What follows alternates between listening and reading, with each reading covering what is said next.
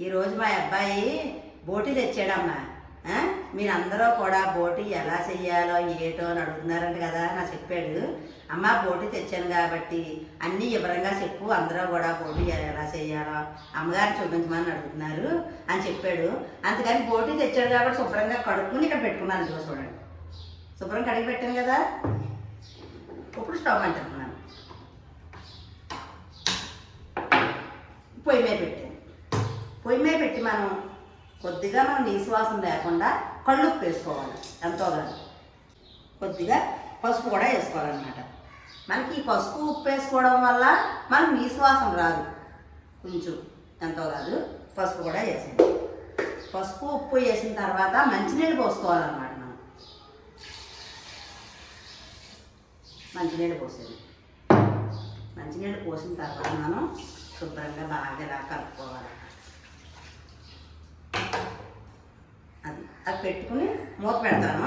మూత పెట్టిన తర్వాత మనం ఎంతసేపు అయితే ఉడుకుద్దో అని చెప్తాను.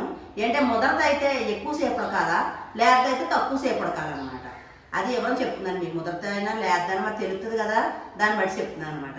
లేత అయితే మనం ఎక్కువసేపు ఉడకబెట్టుకోక్కర్లేదు, ముదరత అయితే ఎక్కువసేపు ఉడకబెట్టుకోవాలా. ఇప్పుడు మనం శుభ్రం కడిగి పొయ్యి మీద పెట్టడం చూపించాను. ఆ బోటి మనం ఎలా చెయ్యాలో శుభ్రం అది కూడా మీకు చూపించాక మూత పెడుతున్నాను అనమాట. మూత పెట్టాను. మళ్ళీ సరే మాట చెప్తాను, ఆలోచించండి. మూత పెట్టాం కాబట్టి ఎంతసేపు ఉడుకుద్దో ఏటో తర్వాత చూడొచ్చు, తర్వాత చెప్తాను టైం చూసుకుని. అందుకని బోటి కూర మనం ఎలా వండుకోవాలంటే బోటి శుభ్రం చేసుకోవడంలో ఉంది. ఏంటంటే బోటి శుభ్రం చేయడం చాలా ఆలస్యం అవుతుంది అనమాట. ఆ బోటి బాగా శుభ్రం చేసుకుని బాగా కడుక్కుని అప్పుడు మనం వండుకోవాలి. ఆ బోటి శుభ్రం ఎలా చేసుకోవాలో ఏటో మనం శుభ్రంగా చేసుకోవడంలోనే మన బోటి కూర రుచిగా ఉంటుంది అనమాట. మనం వండుకోవడంలోని బోటి కూర అయితే చాలా రుచిగా ఉంటుంది. వండుకునేలా వండుకుంటాను. మరి అదే నేను వండినట్టు వండండి, ఇంకా రుచిగా ఉంటుంది అనమాట. మూత అయితే తీసేస్తున్నాను. పావు గంట అయింది. అదిగో చూడండి ఎలా ఉడుకుందో.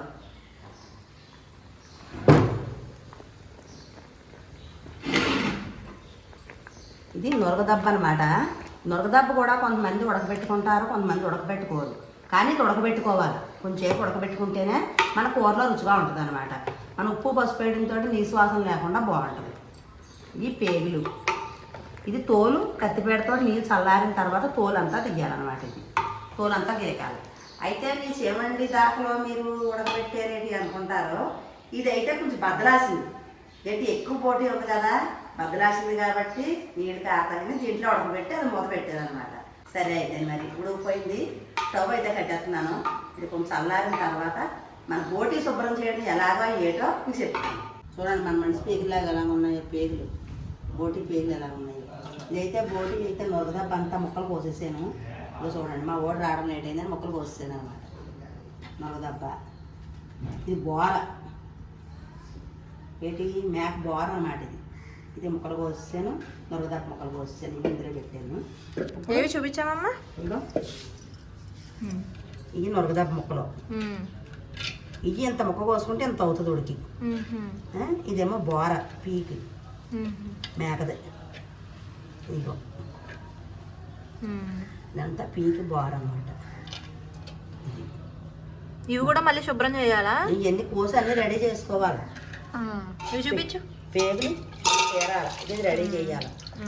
ఇది ఆ పేగులు అలా వదిలేసి మనం ఇది శుభ్రం చేయడమే ఆలస్యం. శుభ్రం చేసుకోవాలి బాగా. ఇది బోటి అంటే మనం ఇలా ముక్కలు కోసుకుని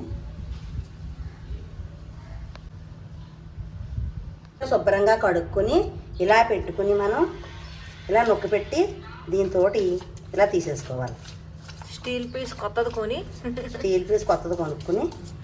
ఇలా తీసేసుకోవాలి. కత్తిపేటతో గీసుకుని కంట ఈ శుభ్రం కింద కడిగేసుకుని మనం ఇలా తీసేసుకుంటే ఇలా వచ్చేద్దాం అన్నమాట. ఇదిగో చూడండి ఎలా వచ్చిందో. ఇది ఎలాగుందో ఇలాగుందో. తోలు దీంతో కొత్త పీస్ తోటి మనం ఇలా పాయం వేసుకుంటే గోరువెచ్చని నీటిలో వండుకొని వచ్చేది శుభ్రంగానే.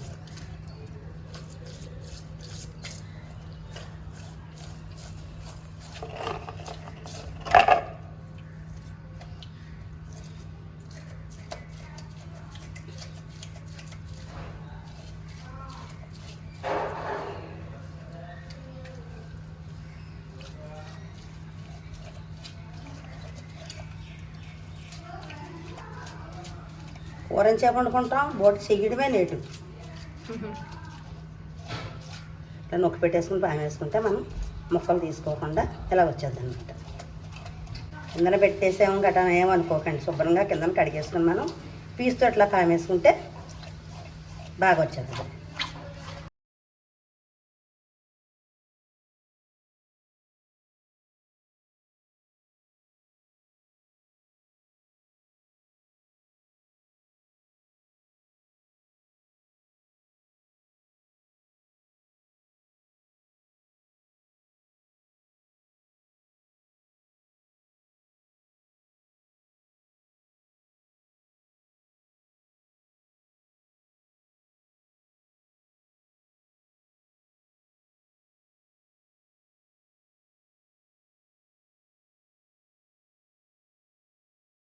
అప్పుడు గత్తర ఏమన్నా అందులోకి వచ్చేస్తుంది.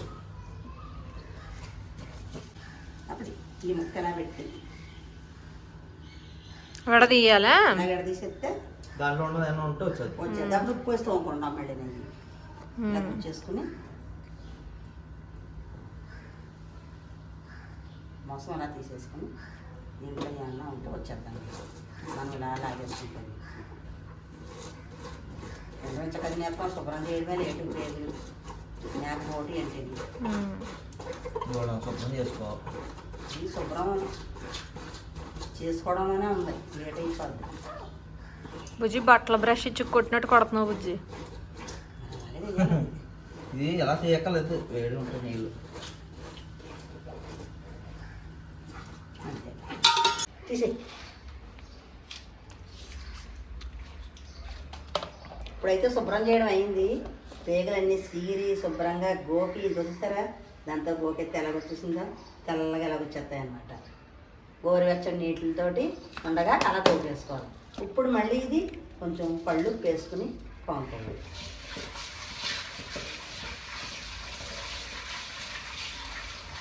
కళ్ళు వేసుకుని ఇలాగ పాము వేసుకుంటే మట్టి దాకని పేగుల్లో ఉన్నది, గిందుల్లో తొక్కల్లో ఉన్నది ఇలా లోన పైన తెల్లగా వచ్చేస్తాయి అన్నమాట. చూసారా ఎలా తెల్లగా వచ్చేసాయో. మనం శుభ్రం చేసుకున్న తర్వాత కళ్ళు వేసి కూడా బాగా తోడుకోవాలి.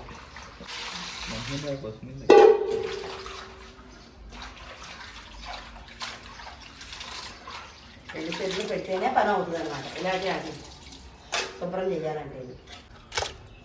ఇప్పుడైతే బోటి శుభ్రం చేయడానికి 4 గంటలు పట్టింది. తెచ్చింది కడిగి అది ఉడకబెట్టి శుభ్రం చేసి ఇలా క్లీన్ చేసేటప్పుడు 4 గంటలు పట్టింది. ఇప్పుడు దీనికి కూరకి ఏమేమి తయారు చేసుకోవాలో ఏటో ఇప్పుడు కూర వండేటప్పుడు అన్నీ వివరంగా చెప్పి కూర వండి చూపిస్తాను. అందరికీ నమస్తే, మా ఛానల్కి స్వాగతం. అయితే ఇప్పుడు బోటి అయితే శుభ్రం చేయడం చూపించాను మీకు. ఇదిగో శుభ్రం చేసి రెడీగా వచ్చిందనమాట. ఇప్పుడు శుభ్రం చేసేసి అన్నీ రెడీగా పెట్టుకున్నాను.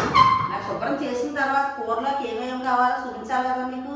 ఎంతంత పడతాయో ఎంతంత వేసుకుంటున్నామో అన్నీ మీకు వివరంగా చెప్పాలి కదా. మరి మీరు వండుకోవాలి కదా. మరి నా వంటలు మీరు చూస్తున్నారు అంటే, నా కూర గురించి మీరు కలగంటున్నారంటే ఇప్పుడు వంట చేసి ఆ వంటకి ఏం పడుతుందో, ఆ బోటీకి ఎంతంత పడుతుందో నేను వివరంగా చెప్పాలి, మీరు ఆలోచించాలి. అయితే వివరంగా చెప్పేస్తున్నాను. రెండు అయితే బోటీ శుభ్రం ఎలా చేసానో మీరు చూశారు కదా. చేసిన తర్వాత ఈ రకంగా ఉన్నదన్నమాట. ఇప్పుడు మనం మసాలాకి అల్లం కొమ్ము, ఒక ఎల్లుల్లిపాయలు అమ్మ తెచ్చిన తర్వాత నేను బాగున్నాయి బాగోలేని వేరు చేసేసుకుంటాను అనమాట. వేరు చేసేసుకున్న గురించి మీకు ఎల్లుల్లిపాయ పెట్టడం అవ్వలేదు, విడియో ఎల్లుల్లిపాయలు చూపిస్తున్నాను.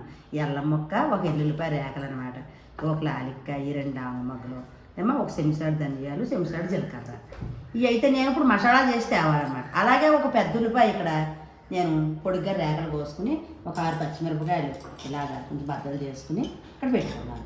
ఇంకేముందమ్మా, చింతపండు, ఉప్పు, కారం, మంచినీళ్ళు, మంచి నూనె, ఒక 50 గ్రాముల చింతపండుకి శుభ్రం కడిగి నానబెట్టుకున్నాను. ఇంకా అన్నీ మనకు కావాల్సి ఉంటాయి కదా. ఎక్కువ వేసుకున్నాడు ఎక్కువ, తక్కువ వేసుకున్నాడు తక్కువ. ఇప్పుడైతే నేను ఇప్పుడు నీకు చూపించిన అల్లం, ఎల్లుల్లిపాయ, జీలకర్ర, ధనియాలు మసాలా చేసుకుని రావాలన్నమాట. మీకు చూపించిన గరం మసాలా ముద్ద చేసుకున్నాను. మీకు చెప్పడం మర్చిపోయిన ఒక ఉల్లిపాయ కూడా ముద్ద చేసుకోండి. ఇంత ఉల్లిపాయ, ఒక ఉల్లిపాయ ముద్ద చేసుకోండి. నేను చూపించిన గరం మసాలా ముద్ద అన్నమాట చేసుకుని వచ్చాను. ఇప్పుడు కూరకు రెడీ చేస్తున్నాను. మీరైతే రండి చూడాలి. మరి అయితే మరి పొయ్యి అంటున్నాను.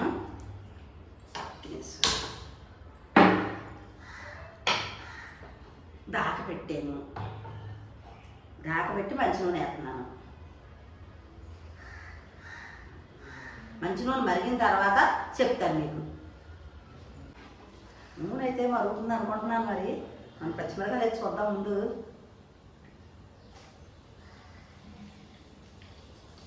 మరిగిందమ్మా, సరే చెప్పట్లు ఆడుతుంది.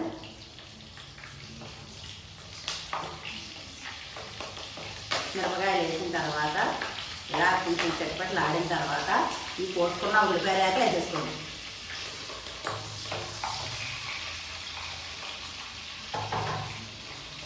బోటి శుభ్రం చేయడమే కాదు, కూర కూడా నేను వండినట్టు వండండి. మన బోటి కూర ఎంత రుచిగా ఉంటుందో, ఎంత కమ్మగా ఉంటుందో, ఎంత బాగుంటుందో.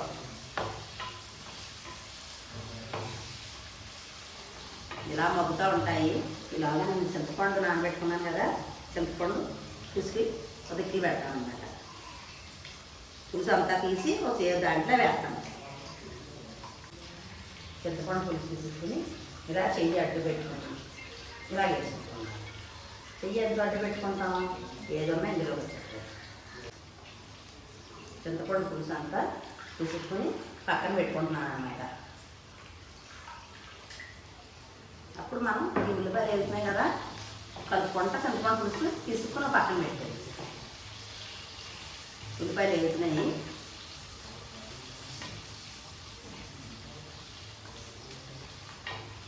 జాయిగా కలుపుకోవాలమ్మా. మట్టిదా కదా మరి, ఇలా పై పైన కలుపుకోవాలి. బడుకు తగిలించేస్తే అయిపోద్ది అనమాట. అంటే ఉల్లిపాయలు అయితే వేగిపోయాయి. ఏంటంటే మనం అన్నీ ఉడకబెట్టి శుభ్రం చేసుకున్నాం బోటి కాబట్టి ఇప్పుడు మనం ఉల్లిపాయ మొత్తం గరం మసాలా మొత్తం వేసుకోవాలి. ఉల్లిపాయలు వేగిన తర్వాత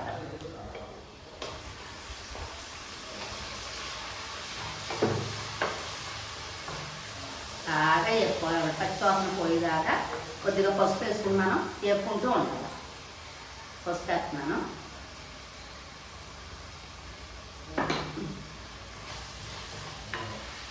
బాగా వేగిన తర్వాత నేను చూపిస్తాను. మనం పసుపు వేసి మనం మసాలాలోని బాగా వేపామన్నమాట. ఇప్పుడు ఉప్పు,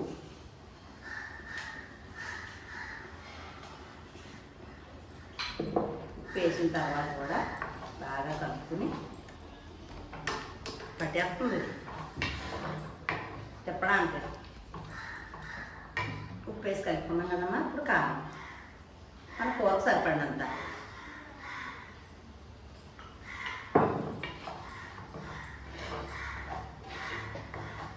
కారం కూడా వేసిన తర్వాత మనం బాగా వేగాలన్నమాట.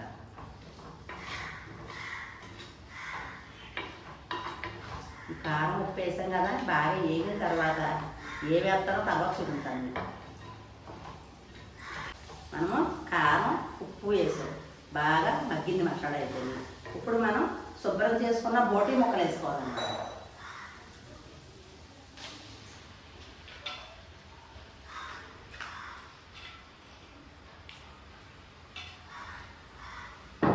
బోటి వేసుకుని బాగా కలుపుకోవాలి.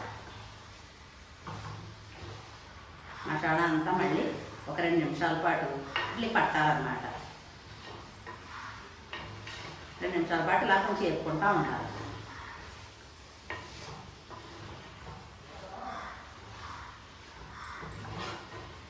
మనం ముక్కలు వేసి 2 నిమిషాల పాటు అలాగే మగ్గనిచ్చాం. అలా కలుపుతున్నాం అనమాట.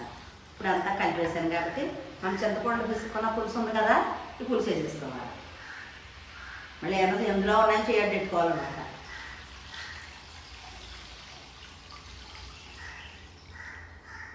చేయాలి పెట్టుకుంటే ఏమన్నా ఉన్నా ఇందులో ఉండిపోతాయి.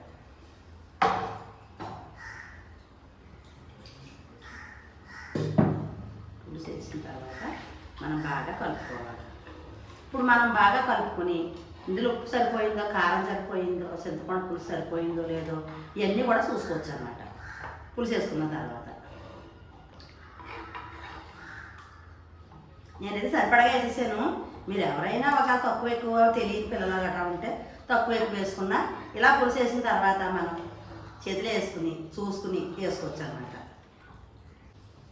అన్నీ కూడా వేసేసాను. ఉప్పు కారం చింతపండు పులుసు అన్నీ నాకైతే కరెక్ట్గా సరిపోయాయి. మీకు చెప్పాను కదా, మరి మళ్ళీ మళ్ళీ చెప్తాను ఏమనుకోకండి. తెలియని వాళ్ళు ఏమన్నా ఉంటే చూసుకుని వేసుకోండి ఉప్పు కారం. ఇప్పుడైతే మూత పెట్టేస్తున్నాను నేను. ఉడికిన తర్వాత చూపిద్దాం మీకు. బోటి కూరమ్మ దగ్గర పడ్డ తర్వాత మూత తీసుకుని దగ్గర పడ్డ తర్వాత మొక్క ఉడికిందో లేదో చూసుకుని దింపేసుకోండి. మా ఓడు రికార్డ్ అవ్వలేదమ్మా అని చెప్తున్నాడు, ఇప్పుడు చేస్తానే. సరే అలాగని ఇప్పుడు చెప్పేస్తున్నాడు అనమాట. చూసుకుని మీరు ఉప్పు కారాలు చూసుకుని ఉడికిందో లేదో చూసుకుని దగ్గర పడ్డాక దింపేసుకోండి. మరి మా బోటి కూర కనుక నచ్చినట్లయితే మన వీడియోకి లైక్ చేయండి, షేర్ చేయండి, సబ్స్క్రైబ్ చేయండి, పక్కన వెళ్ళి టచ్ చేయండి. Bye bye.